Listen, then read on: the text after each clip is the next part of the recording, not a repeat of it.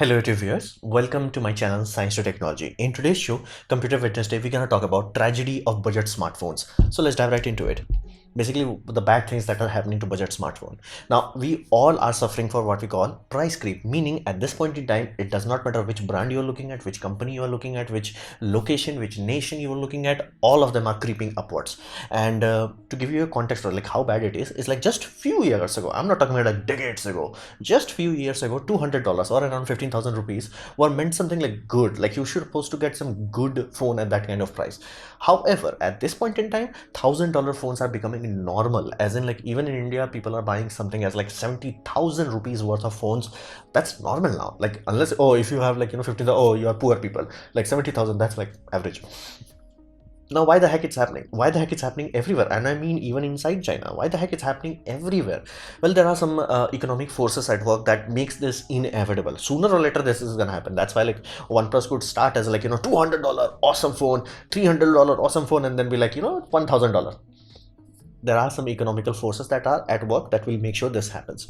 For example, inflation goes through every nation because of the fundamentally broken system that we use for our money. Our money loses value. It does not matter, it's dollar, rupees, pound, euro, whatever have you, all of them. Now again, rates could vary, like we could lose around 300% power, some could lose 1200% power, some could lose 50% power, but they will all lose. That's inevitable. One direction, it's gonna happen. You can't do anything about it. That inherently makes everything else far more expensive.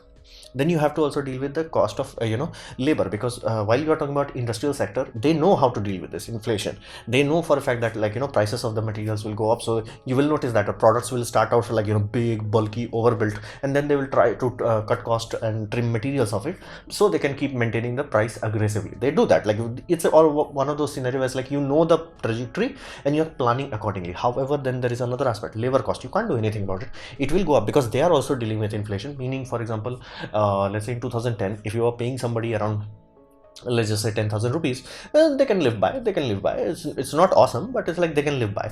But the same amount of money at like let's say 2020 will translate to nothing, zero, shunya, nothing, go home. So that's the one thing that they have to deal with. Every factory that has to be opened. And then there's another aspect of basically raised pay, because let's assume you have workers that are working there for 1 year. They will not expect too much out of you, but after second year they're like, dude, we have been working here second. And then you're like, next year more profits and all that. Here's the after 3 years they will demand more pay. If you don't, they will move on to other companies that are paying more. So that inherently has a ticking upwards clock also. So you have inflation and labor cost, both are going upwards, and you can't really do much about it. And another aspect you have to understand, company needs profit, like flat out. That's why company was created. Company is not created to give you things for free. Like that's not their job. Inherently they have to basically get something out of you. Now ideally a company would be like, I scratch your back, you scratch my back kind of scenario, where it's like, I give you $500, you give me a tool that is worth $500. But that's not happening, because inherently every company wants to give you like $50 tools for 500 rupees, like iPhones. So that's the one aspect that you have to understand. Company have to make profit. That's why it was created in the first place. And then modern times stock market is way too goddamn fast. I mean, like, I'm not joking, this is real. Inside a second there are stocks that is being bought and sold multiple times inside a second. Let that sink in. Somehow things are, again, this is AI based and algorithm based, but it's still stupid that we humanity is even allowing to do something crazy as stock market. And that's why stock market is lethal for slow growth, meaning many times you will see companies when they start to reach a serious point, they start to panic, they change too many things. They have to think about this way. Let's say assume you are Google, okay, everything is going fine, you reached a point where you have conquered almost 100% of advertisement market. Awesome. Here's the deal. Now your stock value will start to go down. You're like, why?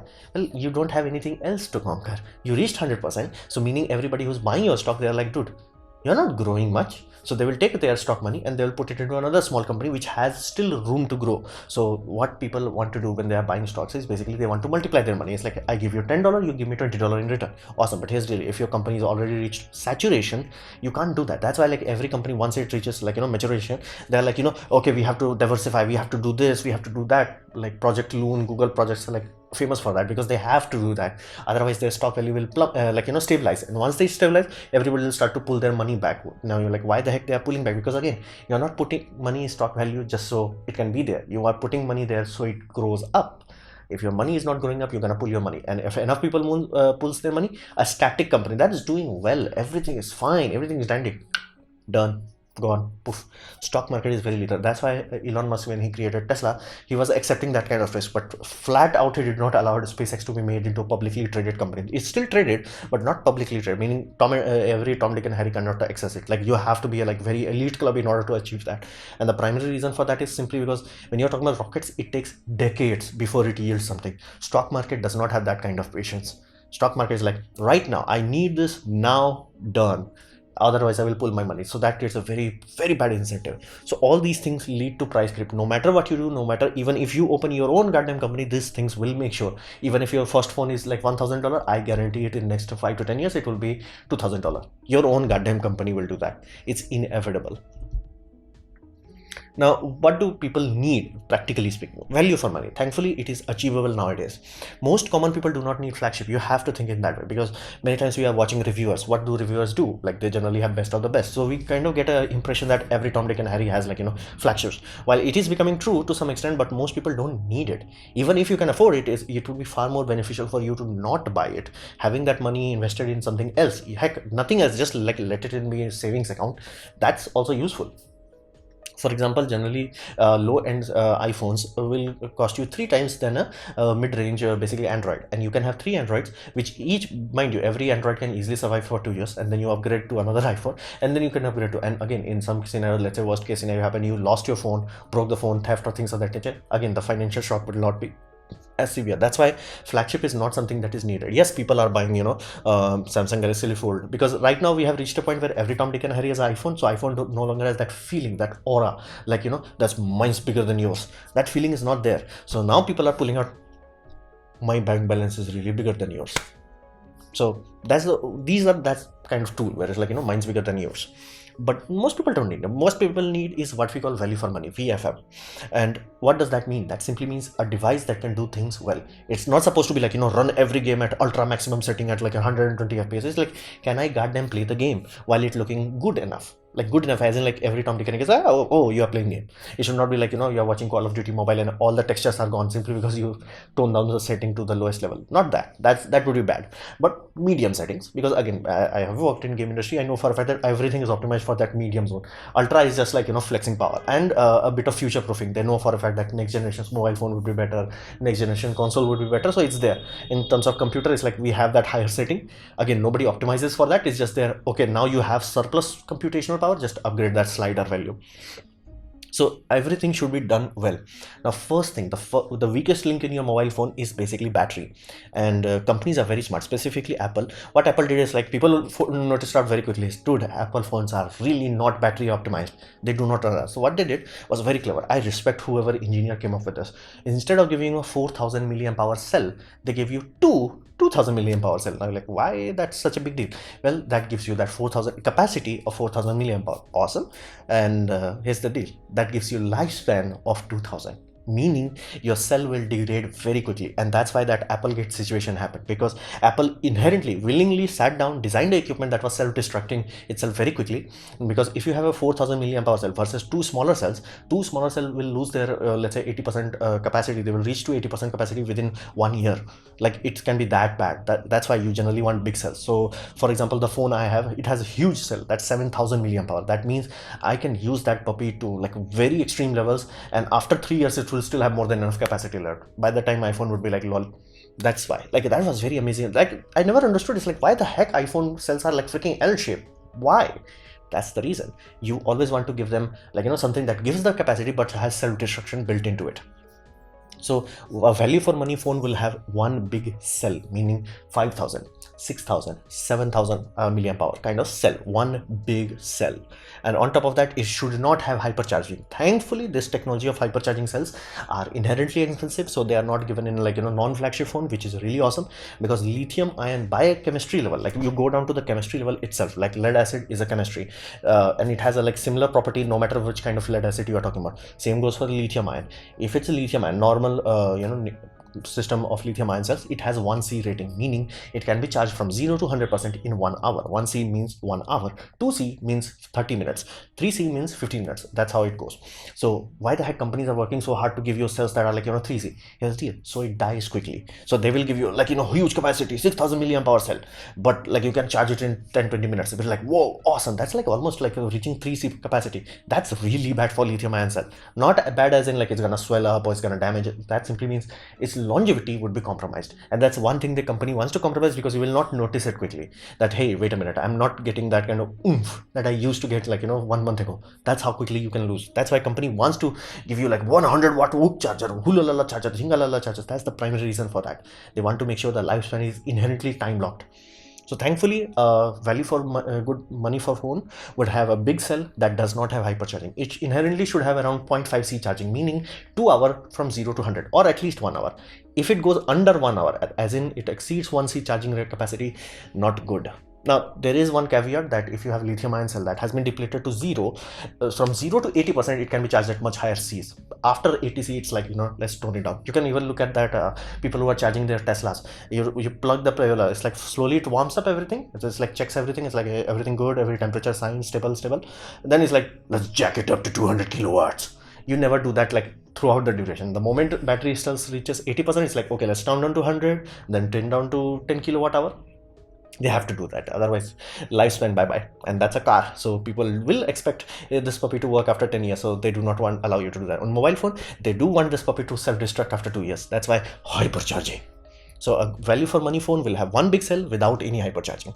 Quality display is one of the things that thankfully has solved itself, simply because it's much more cheaper to make one cell, one basically giant glass cell that makes into all AMOLEDs, rather than making multiple crappier technology. It's like it's much cheaper from a production point of view to just have one highest end possible, and then you drive it differently, meaning you can have a same cell, basically this basically panel unit, so to say.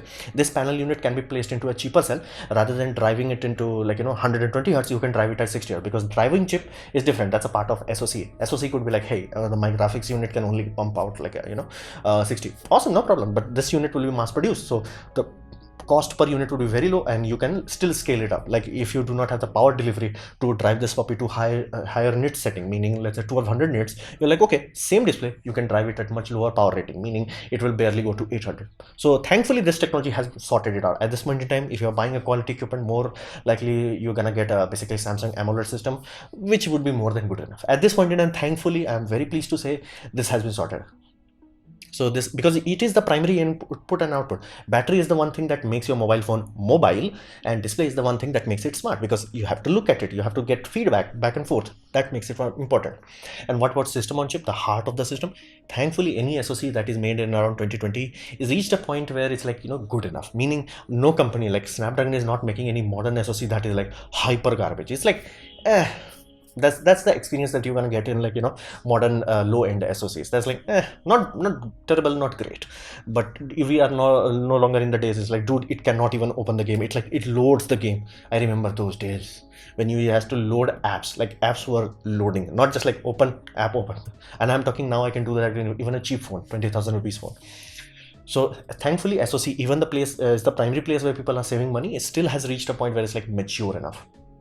And modern phone at this point in time should be good enough for most tasks. What do most people do? YouTube, Facebook, Instagram, WhatsApp, basically media consumption and things of this nature. For taking photographs, almost all SoC that has been made after 2020 can take care of this. So value for money is actually achievable now, but there is a catch. The first catch is bloatware. Now, there are some fixed cost in phone manufacturing. No matter what you do, no matter who you are, where you are, and what are you doing, you have to pay material cost. Meaning, that's why I specified from an economics point of view, it makes much more sense to make a panel that is more GG than to make like GG panel, low GG panel, single G panel. So it's much better to just make GG panel and just drive it to lower standards. Material cost is the primary reason for that. Then you have transport. You still have to worry about crude oil. If crude oil prices spikes up too much, your mobile phone cost will go up too much. Or you can be in a scenario where you have built a buffer built into your basically profit margin, where it's like rather than increasing the cost, you'll like, I will reduce the price, because again, people have limits. People do not have GG amounts of money. People have limits. So transportation cost is another thing. Salary, you have to pay salary. And then we come to the worst aspect of Android, inventory. This is one thing that Apple has sorted very well.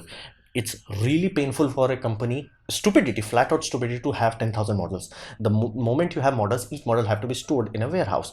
For delivery reasons, generally, even if you are talking about online only, you're still talking about like multiple warehouses in multiple countries, in multiple warehouse inside a country. For example, India has multiple warehouses. All of them need to be stacked. The inventory need to be stacked. Consequence, you have to build them before they are sold, meaning you do not know whether they're gonna sell or not. And you can easily notice that whenever you are going to a website like Amazon, you will find that like if one color of a phone is very popular, it will always be out of stock, because company, because they try to launch 30-50 models, they will have like, you know, oh, we have 4 GB variants, 6 GB variants, 8 GB variants, 3 variants, and they will have like 5 color combinations, see all of them, and you will always find the most popular one will be always out of stock, and others will be remaining in the stock. And that is a dead inventory cost, very expensive, very brutal for a company, because company, all they have to do is like they will try to wait until the golden period. After the golden period, they will start to slash down their profit. Is like just get it out of the inventory, because if it stays in the inventory, let's say for a year, you will pay other people just to like, hey, can you take it off my hands?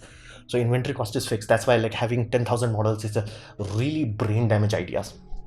I mean, like, I'm noticing this again and again, and most of the time you may have noticed it. It's like, dude, I want this color option. This is always missing in the Android scenario. So phone cannot be below a certain point. So for example, my current estimate is just a guess based estimate, is around 15,000 rupees. Anything that's going below 50,000 rupees is inherently a loss leading product. Now that's not unheard of. Many companies sell you loss leading products. For example, printers, they milk you in the cartridge scenario, but that's the whole point. It's like doable, but you have to be mindful of that, how they are milking you if they are giving you something that is like, you know, too good to be true, for example. So if they are making a loss leading product, they could have two reasons. They could, reason number one would be that was like, you know, less brutal for the customer. It's like, hey, this company, rather than doing basically hyper expensive marketing, which you would be surprised how expensive marketing is, they're like, you know, just get product into the hands of people, and they have enough confidence in their product that's like, you know, once people know it, they will buy it. And then they're like, you know, Realme, MI, this sort of scenario is like, you know, just get in your hands, and then you use it, and then you are stuck to that company, and then they're gonna release a higher end one, then you're gonna buy it because you already had good experience with that. And generally people start to spend upwards. Their first smartphone is generally the lowest cost one, then they start to go up. So you wanted to capitalize that. That's like a very better marketing strategy. That could be one option. Second option, they are making money somewhere else. For example, apps are the new money maker at this point in time. Apps like TikTok, Moj, or basically boatload of apps make boatload of money. In those sort of scenario, developers of those apps will pay the manufacturers for the installation base, because apps can only make money as long as there is install base for it. If people do not have that in their phone, it's not gonna make them too much money. So it has to be in the phones. Now either you can rely on your own word of mouth to carry it everywhere. It does not work for every app. So in those sort of scenario, having it pre-built gives you a better chance. For that chance, people pay for it. And that's why the moment you start to buy phones that are very cheap, you cannot even uninstall these. Now you're buying mid-range, you will have find the issue that all these things are pre-installed, but they are uninstallable. So generally that's uninstallable. Uninstall, I'm saying, yeah, you can uninstall it. That mid-range means, that simply means developers did not pay much. If developer footed the larger part of bill, that is like those apps will require you to root the phone in order to you know, remove those sort of things. And this really makes customer experience bad, simply because think of this, especially in low-end equipments, you could have a scenario where it's like you open your phone, it has like, you know, 32 gigabytes of capacity, memory capacity, and most of it's pre-filled. It happened with my mom's old smartphone. It was like most of the time it was full. It's like, why? Some other folder. We could not do anything about it. It's just like it was full. We just simply gave up. I got her a new phone. It was that much frustrating.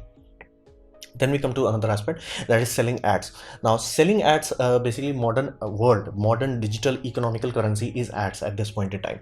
Google, Facebook, YouTube, my whole job runs on it.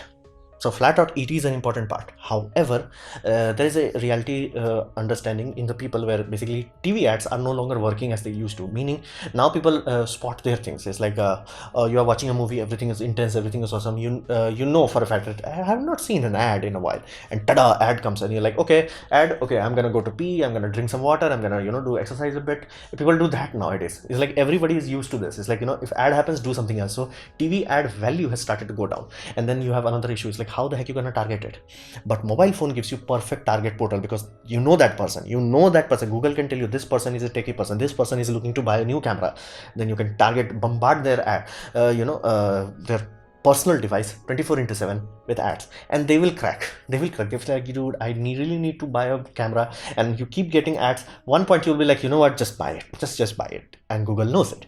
That's why they want to directly sell ads to you. However, that targeted ad created a really worst experience for customers, simply because this is YouTube ad, and YouTube was selling basically slots. Basically a slot, video a slot was sold to advertisement company. Flat out porn started to come into this, and that's why I put safety. I have written that really, it was porn.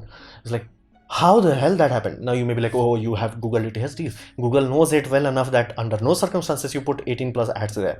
Under no circumstances, because here's the assume that I'm the one who's my search history led to this. But here's the, what if my phone was handled by a kid? That's why, like, there is an inherent reason to that. You do not go beyond a certain point, and that was like again. YouTube is worked a lot, because a lot of people complained. It's like kids were getting like, and be mindful, these videos, they have video ads, full videos were playing. So that was mind-boggling. And not to mention, new phones were happening that, like new Google accounts, tada, had this. So it was just like, flooding the market with really 18 plus ads, which kids were exposed to.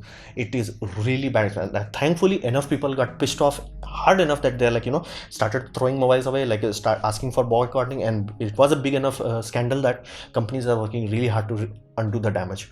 And I really hope I do not see any this sort of random tada. Generally, these sort of things are only acceptable for very cheap phones, and that's why, like I specified, you cannot go below a certain point in mobile manufacturing. If you do, this will happen. I'm like, I was joking, like, what the hell? Like, they were using porn star photos as like, a girl near you. I'm like, dude, that's a porn star in Europe. It's a different country. It was really frustrating. So there are some things that can be done. Like, we have, from engineering point of view, we have sorted a lot of things. We can do that. However, the primary reason we do not have very high good quality value for money phones is simply because of stupidity. The stupidity is basically, every company is thinking that all the people want is like, dumb new and shiny things. While it is true to some extent, I'm not going to deny that. It's absolutely true. When you're like, quad camera array, even though one of them is fake, quad camera array, people are going to buy quad camera array. It's only true for the first gen buyers, meaning the first time somebody is buying that first smartphone, first low budget thing, they will fall for this. But after a while, after they have used the smartphone, after that magic of smartphone has wear off, they become much more mature. And the moment they become mature, this sort of thing becomes pissing off. Meaning it's like, dude, I have this phone, Samsung F60. Again, I knew it before buying it. I bought it for other reason. For example, 7000 milliamp hour battery. It's like, dude, why you are showing a 4? Like, again, remove this point and add that LED there. That would actually make it look cool and sexy.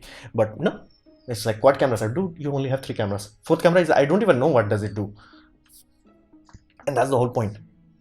Considering that audience is dumb, considering that they're only gonna buy if it has like flashy things. No, they are not. That's first gen buyers. The first time buyers will do that. And again, not to mention, because of the prevalence of media, as in like content creators, more than enough people are pushing good agendas out there where it's like, dude, be mindful, do not fall for this sort of thing. And they are like, pointing it out. It's actually backfiring companies.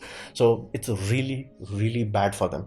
And another aspect, which is, for some reason, who the hell is this project manager that is like somehow successfully corrupted entirety of mobile industry? It's like, we have way too many goddamn models. You should under no circumstances make like 4GB, 6GB, 8GB variant, especially on low end ones, because you inherently do not have enough profit margin. You just do not have that profit margin. Let's be real here, you do not. So for, if you launch 8GB one, that's barely enough. And what do you do 8GB? Make sure that goes to every reviewer, and people are like, yo, the 8GB is smooth, everything is awesome. What do people buy most of the time? They want to buy the cost of 4GB one. They cannot afford the basically, they know for a fact that 4GB one is garbage. They will try to buy 6GB one. That's a good compromise. And here's the, it would have been much better for you if you directly had made, rather than making 3 parallel inventories with RAM only. I'm not even talking about chassis colors, only 3 RAM variant. You have made one. It would have given you time to optimize the damn thing, and even giving you the bulk order benefit. It's like, dude, at this sort of price, all the mobile phones that I'm releasing is gonna have 8GB. Like, it's not enough. But again, if your bulk order goes from, let's say, 1 million pieces to 10 million pieces,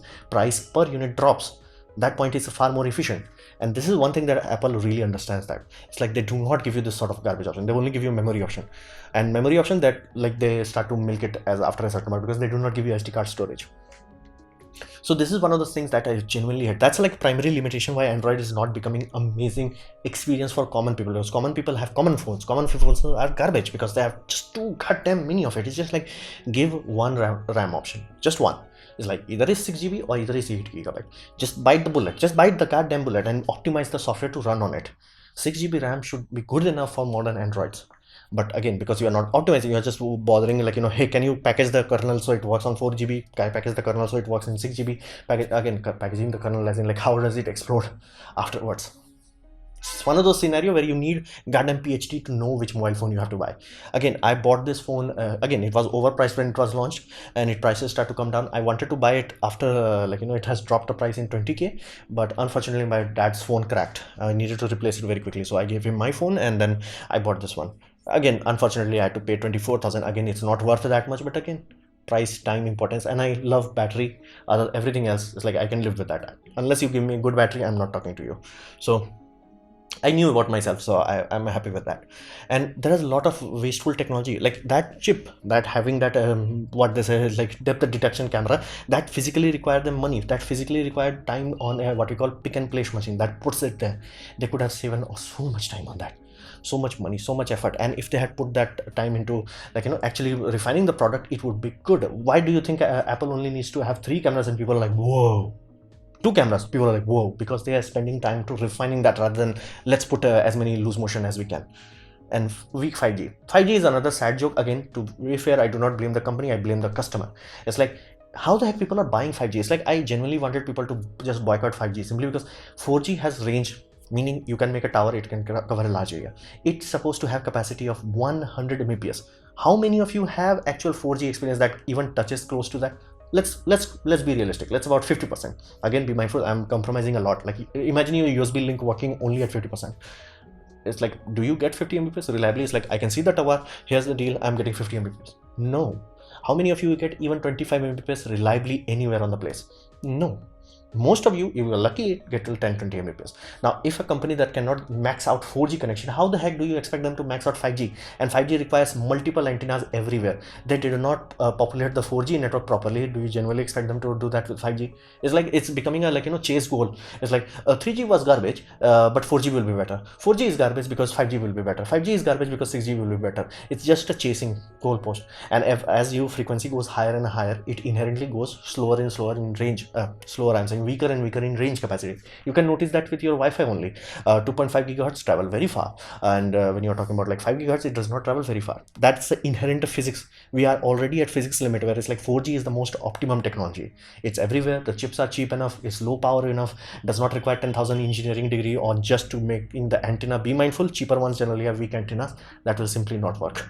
So that's a bit of customer, and that's like companies are like hey, just they're dangling things in front of you. It's like 5G, 5G, 5G. It's like, dude, I know for a fact that you cannot give 4G good enough. You will not give 5G that is good enough. It's like, and sometimes you have 5G that is like a laughing matter. It's like, I put a hand there, yeah, it stopped working. Wow, real world use case.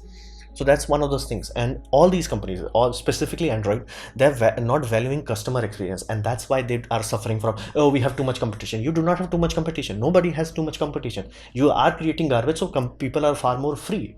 I can jump from Samsung to other company because I was burnt by the software. The hardware is awesome. The software, because again, Samsung was, rather than making proper software for few phones, they have like 50,000 phones. Again, all of them are garbage. Again, now I can jump from Samsung to other phones, and same will happen with all other cheap brands. If I buy cheap, let's say Motorola, I'll have the same issue. If I buy cheap Asus phone, same issue. It's the same thing. It's like more or less I may have to end up buying either Samsung or some other company. So you get that point. Like, this is stupidity self-feeding itself. So this was my presentation on tragedy of budget smartphone. Hopefully you have liked it, learned from it. In that case, please click the like button, share it amongst your friends. That will help me a lot. If you didn't like it, didn't enjoy it, I urge you to press dislike, press it twice to show me extra disappointment. Please leave a comment because I do try to reply to all of them. Subscribe, press the bell icon if you're free, and as always, thanks for watching.